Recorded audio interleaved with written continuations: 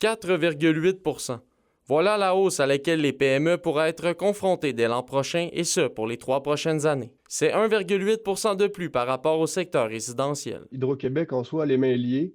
Lorsque le gouvernement a décidé là, de geler les tarifs d'électricité à 3 pour la clientèle résidentielle, Hydro-Québec n'a eu d'autre choix que, en fait, d'aller pelleter cette augmentation dans la cour des PME. Encore une fois, c'est les PME qui se retrouvent à payer le gros de la facture d'électricité. Et cette augmentation risque de faire en sorte que plusieurs PME doivent faire des sacrifices dans un contexte déjà difficile, alors que 37 % d'entre elles ont vu leurs bénéfices diminuer dans les derniers mois. Elles vont retarder des projets d'investissement dans leur entreprise. Ils ne pourront pas augmenter les salaires de leurs employés parce qu'il va falloir qu'elles coupent à des places là, pour garder des marges bénéficiaires. Les PME vont être pris à la gorge avec ce qui se passe. On leur rajoute des coûts d'exploitation qui vont augmenter avec les tarifs d'électricité. Même son de cloche du côté de la Chambre de commerce de Val-d'Or. Les craintes qu'on a, ben, c'est encore une fois de peut-être ralentir certains projets qui sont en voie de développement, qui pourraient devoir évaluer au niveau budgétaire, par exemple, leur division de manufacture qui pourrait consommer de façon plus grande de l'électricité dans leur entreprise. Pour la région,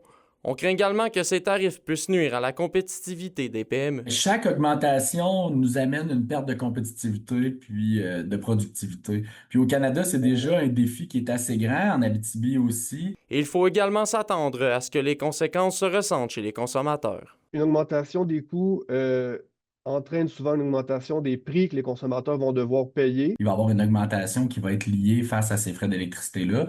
Cette facture-là, au final, qu'elle soit dirigée vers le commerçant, finit toujours par être payée par le consommateur. La Régie de l'énergie devrait rendre sa décision par rapport à la demande d'Hydro-Québec en mars 2026.